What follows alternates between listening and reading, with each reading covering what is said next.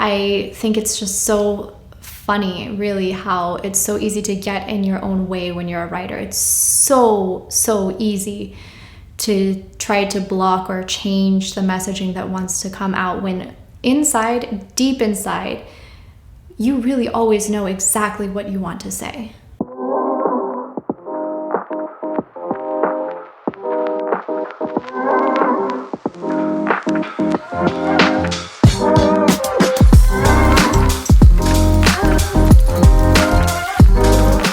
Hi everyone, it's Lacey here with another episode of the Coffee Witching Hour. So this is my podcast that is all about yoga, raising kind humans, babies, birth, my journey. So I'm going to be sharing all of those things.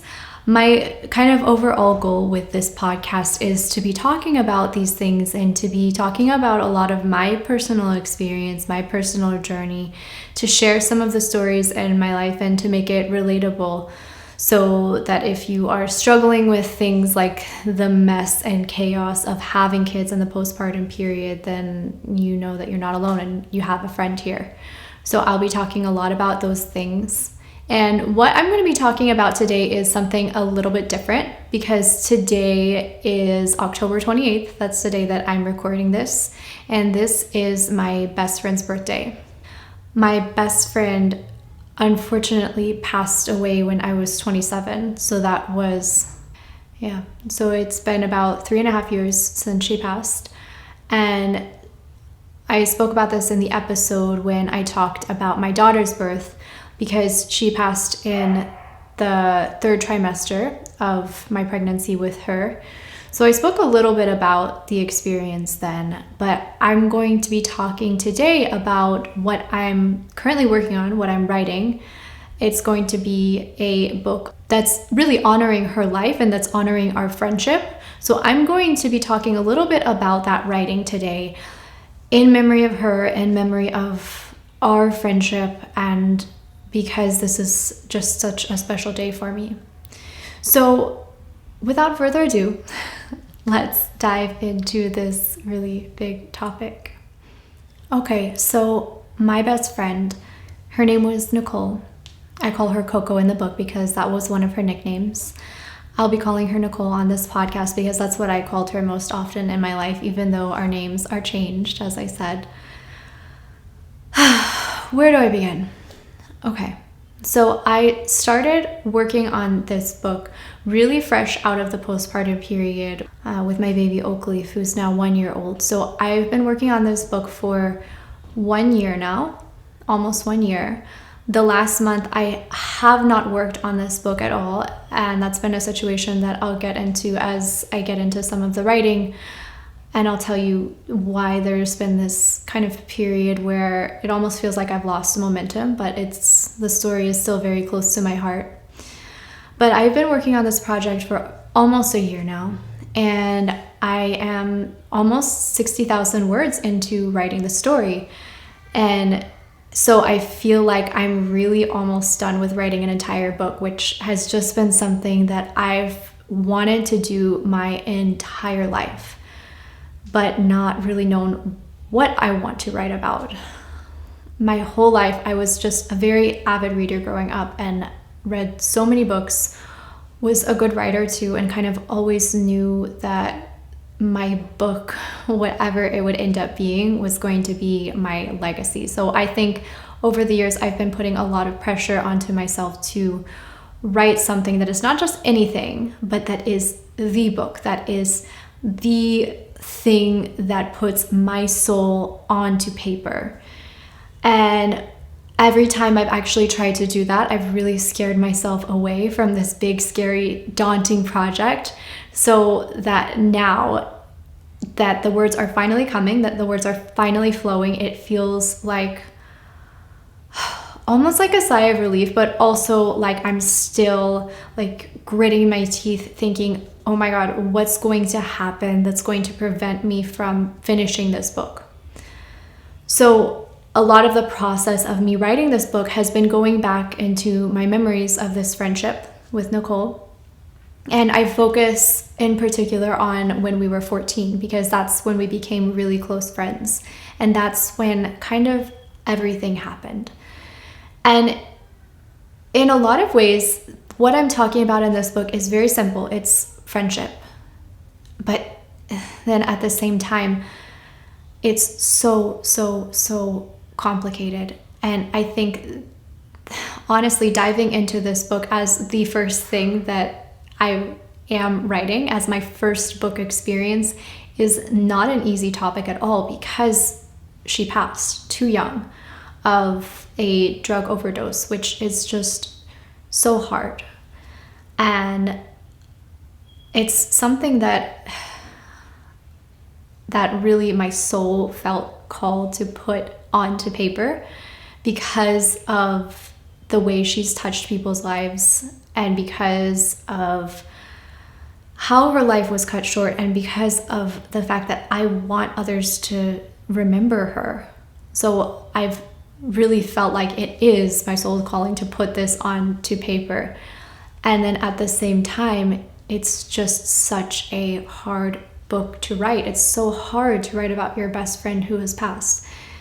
It's not an easy topic. I wish I could just start somewhere easy. Like, the first book that I thought I was going to write was going to be about yoga in different parts of the world. And then it changed to food in different parts of the world. And basically I lost momentum on that book and burnt out. But I spent a summer in Paris trying to write that book, and realized that a summer was not enough time to do the interviews that I wanted to do, let alone write an entire masterpiece. So that project kind of imploded on itself. So having this track record now of one book that didn't happen, and a second book now that is paused, currently stalled, because of what's going on in our lives right now, which I'll get into a little bit, just makes me feel like it's a lot of internal pressure that's all coming from myself to produce something that would make my best friend who has passed very proud. All of that very much internal pressure coming from me. But when I started this project, me having never written a book before, but having written plenty of blog posts, plenty of research articles, plenty of essays in my life, and feeling confident enough in my skills as a writer to know that if I were to write a bunch of things and just scrap them together into a full-length book, boom, easy.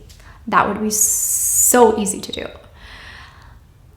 But I didn't know how to do it. I didn't know how to go from idea in my head that is very charged with emotion and very charged with almost this feeling of responsibility to write it, to having this thing done. So what I did was I started with something that's called the snowflake method, which I cannot remember all of the steps off of the top of my head.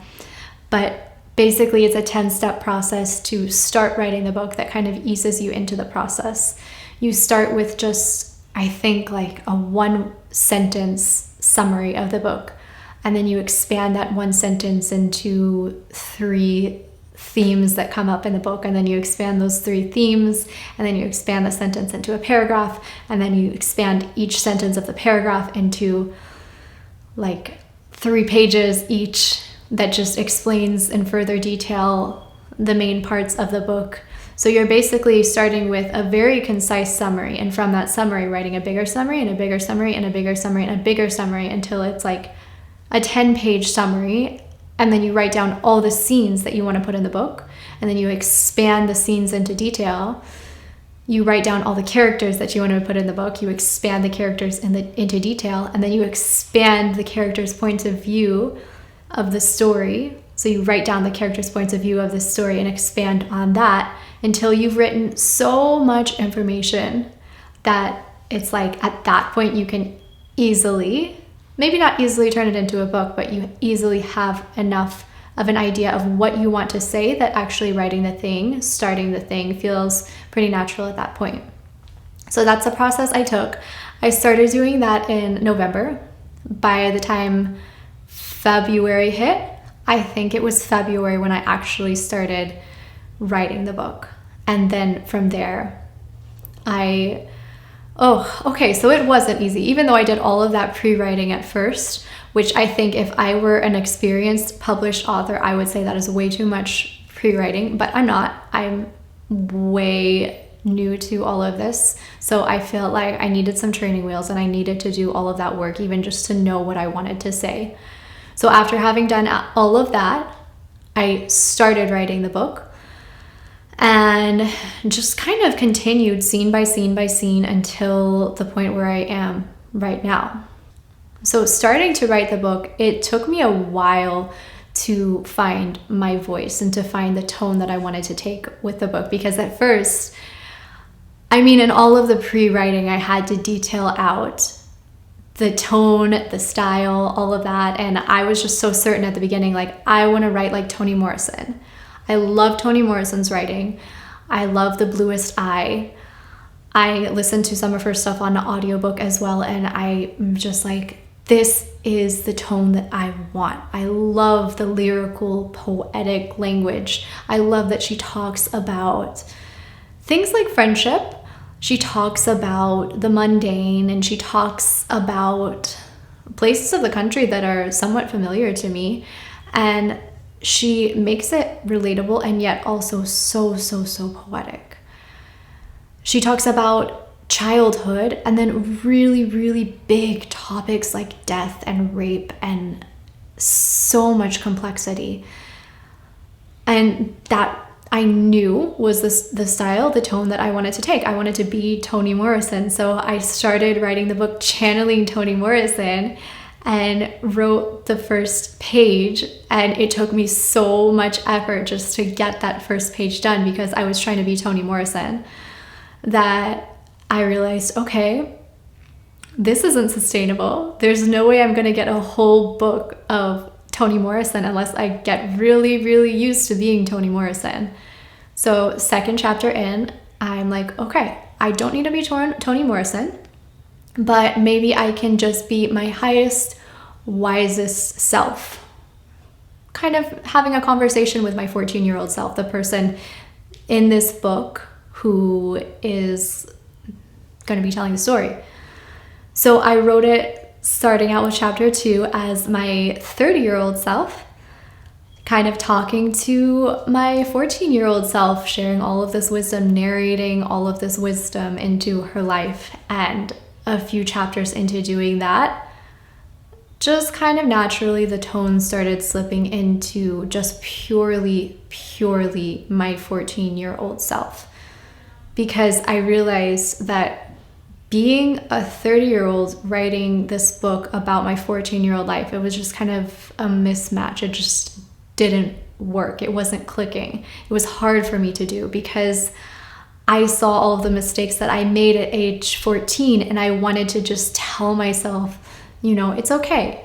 It's okay to be afraid. It's okay to be insecure. It's okay to not know, blah, blah, blah. Give myself all of these life lessons when all my inner 14-year-old self, all of that inner terrified and insecure teenager wanted to do was just to tell her story.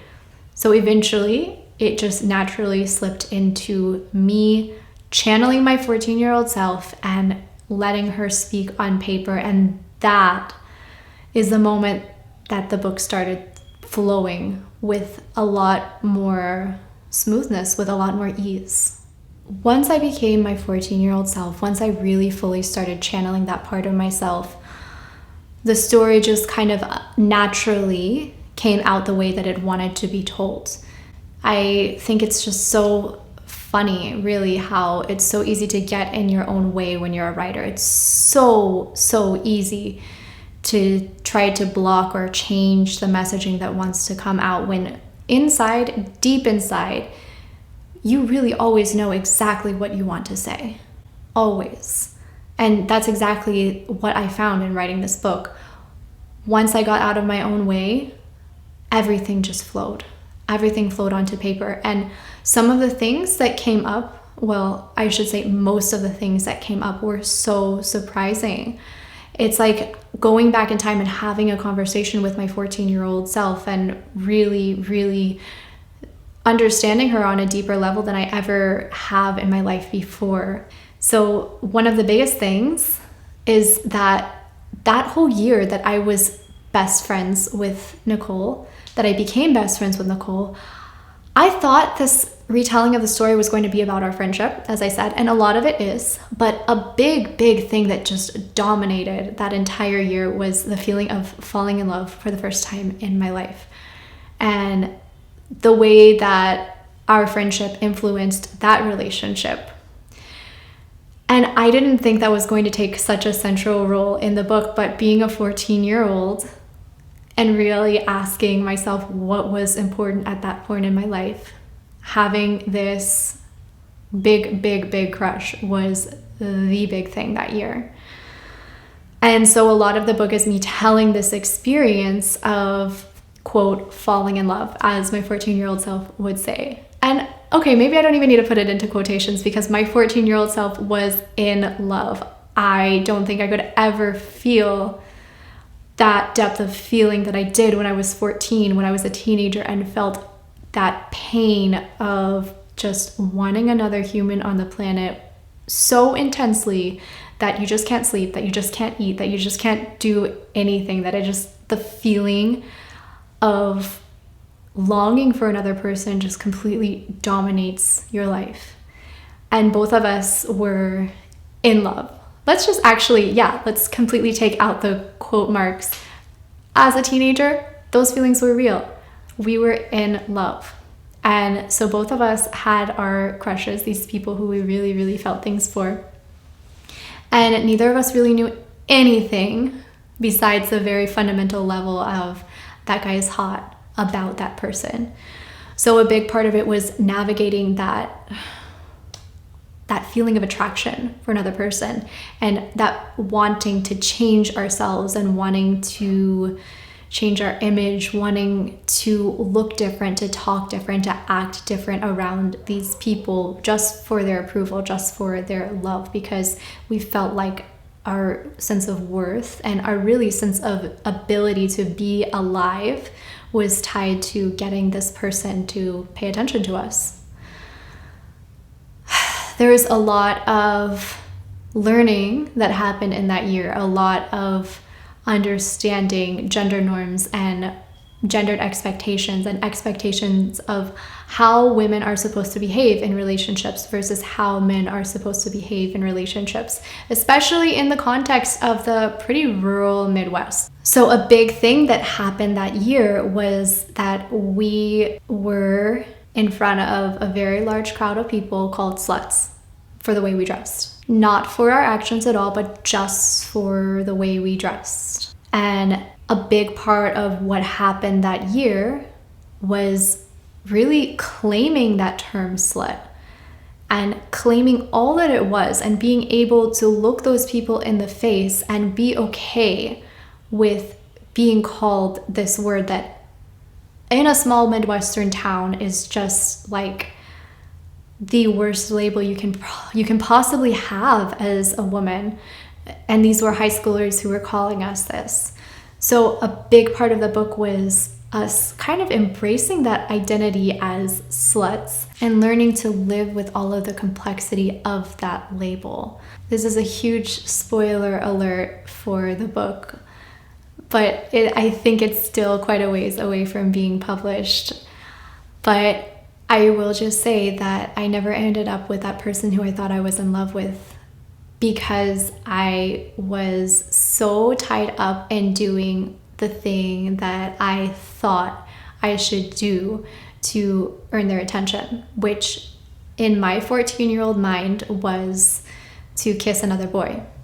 And so a big part of the book is building up to my first kiss and having that first kiss and having it be like this experience where I expected fireworks and magic and expected all of this, stuff that you're supposed to get when you have that first kiss and he's your Prince Charming and he sweeps you off of your feet, and then just feeling nothing at all and feeling the disappointment, and then feeling the disappointment in this person's voice who I was actually in love with, and just having to sit with that uncomfortable feeling of actually at that point feeling like a slut because I made out with someone who was not the person who I actually loved. And then learning that what's okay for a woman and what's okay for a man in terms of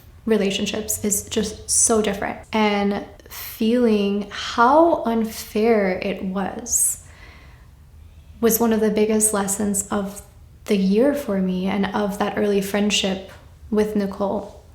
And then watching her navigate all of this slut shaming, all of these mean words, this bullying, really, with so much grace and with still so much of an ability to find joy despite all of the mean things that people would say about her and about us. That was just so inspiring. That was a really big lesson for me. So, bird's eye view. The book is about that year when we're 14, and it's about our failure to navigate all of these complexities of teenage relationships, and it's about navigating them together along with our other best friend, because there are 3 of us in this trio. And it's about projecting ourselves forward into the future also, and really looking at the future with a lot of both excitement and dread, because that was the point when we realized what it meant in the future to be a woman, which growing up in a small town felt extremely, extremely oppressive. Coming to the realization that it felt like the ultimate reality for us, the best possibility for us was either to marry a wealthy man or to become a doctor ourselves. Or something, a doctor, a lawyer, become wealthy ourselves essentially, and basically work like a man to get to that level. So I think very appropriately I call myself Daisy in that book. That's my pseudonym, because if you've read The Great Gatsby, Daisy has an amazing quote that has stuck with me for my entire life about how little girls are really only expected to do that very thing, to basically be eye candy. I don't remember the exact words of the quote, or even if I'm saying the meaning correctly, but that's what I kind of took out of the quote, and that's really something that stuck with me my whole life since reading The Great Gatsby. So that's why I called myself Daisy in the book, because of that feeling of just dread that that's the only possibility for women. That really I came to realize during that year when I was 14, when I was best friends with Nicole. Okay, fast forward a decade and a half from that point, from when we were 14 to the time where we were 27. This is the part that I have not written about yet. So I've gotten through the majority of our 14-year-old friendship. So the very last thing that I have had a chance to write to this point was my first kiss and the falling out with my crush after that experience, the shaming that happened. And that kind of felt like the most important thing up until that point. There's a little more to write. There's a little more to tell in that 14-year-old friendship. But I think the thing that I'm struggling with now is to figure out how to end this thing, because I have about 20,000 words left to write. So it's really not that much, where I have to essentially get to the point where she passes. And that is going to be a hard thing to write about. It's going to be hard to bridge the gap between 14-year-old and 27-year-old, because a lot happened between those times and also not much happened. There was so much emotion at age 14. And our friendship in many ways was never quite as powerful as it was when we were 14. But then at age 27, when she passed, there was a lot that happened in that year in both of our lives. That was the year that I became pregnant, that I got married, and that she also became pregnant, but miscarried. She was engaged also, so she was also going to get married. So it felt like our lives took completely different paths. And it felt like a big, big reason that she passed was because of that miscarriage. It played such a big role in that final year of her life, because her mother also passed when she was 14. So that's going to be something that is also going to be told in that 14-year-old experience, because her mom, she longed for her entire life. Her mom, as far as I know, her mom left her when she was pretty young and went and started a new life in Chicago and had more daughters, and kind of never really gave Nicole the attention that she wanted, that she craved her entire life. So it almost felt to me like many of these relationships that she had were kind of trying to fill this void in her heart that was left from her mother. So when she became pregnant, I feel like from our conversations that we had, that she saw it as this opportunity to really change her life, to shift it from one that had become pretty negative. She had become addicted to drugs at that point and had gone to rehab, but had broken up with her long-term boyfriend at that point because they went to separate rehabs, and she thought that he stopped loving her because he wasn't answering her calls. So I think there was a lot of devastation with that. And so she broke up with him, left him for another boy that she met in rehab, and had the miscarriage. And then after that miscarriage, she went from having so much hope for her future to being just completely devastated, and then having to watch her best friend, me, have so much excitement for the future because of my pregnancy. And it felt really unfair. It felt really, really awful for me to be having this experience and her to be having such an opposite one. So the loss of that baby, and really, I think the mistreatment that she experienced in the hospital, which I can only speculate because I know only the little amount that she has told me, but the fact that she was so terrified when she was having this miscarriage, and I think she was really ashamed by the hospital staff for being a drug addict and even being pregnant in the first place. So her miscarriage happened in November of 2019, and she passed in April of 2020 on her mom's birthday, which was not a coincidence, I don't think, in any way.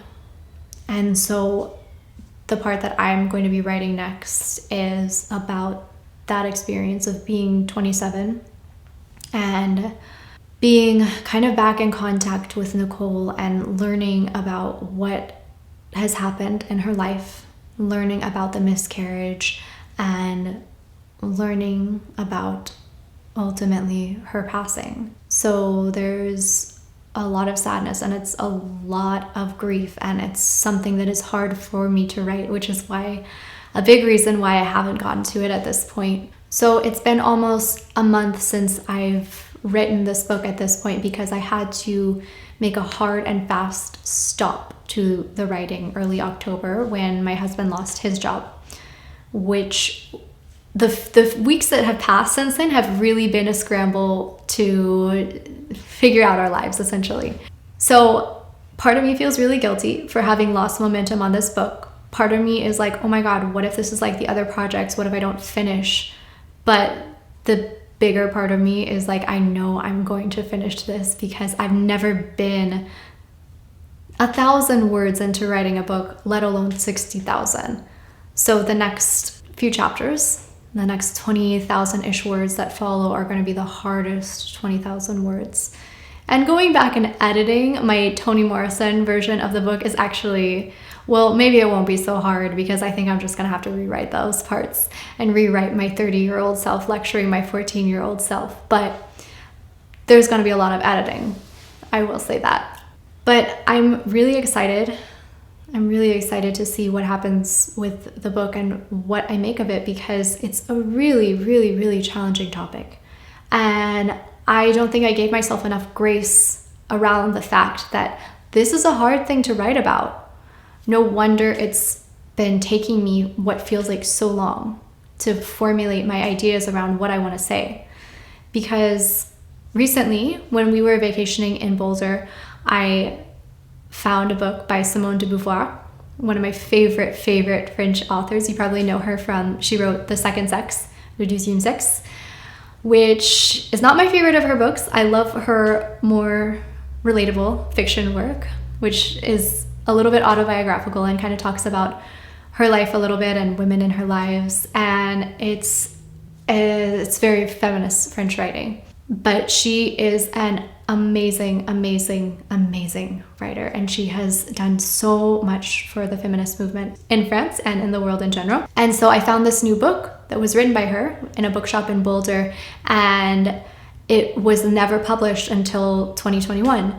And I was so excited to read it because it was about essentially the same thing that I'm trying to talk about in this book, which is a childhood friendship that ended too early because her best friend also passed at a young age. And she struggled so much to write this book. She does it pretty well. I don't think it's her best work because it's unfinished, essentially. It is finished. The story is finished. And she, I think, very much does show us that her friend was a little bit reckless and that her death ultimately came because of the feelings of oppression for being a woman that she ultimately accepted. And once she accepted it, that was when she passed. And I think Simone does a very good job of showing that, but it's just not quite as refined as some of her other works. And that's very much because she struggled so much to write this thing, and because Jean-Paul Sartre, don't get me started on Sartre, but Jean-Paul Sartre told her it was a bad idea to write about. It was something that was just trivial and not important to the world. It's just childhood friendship.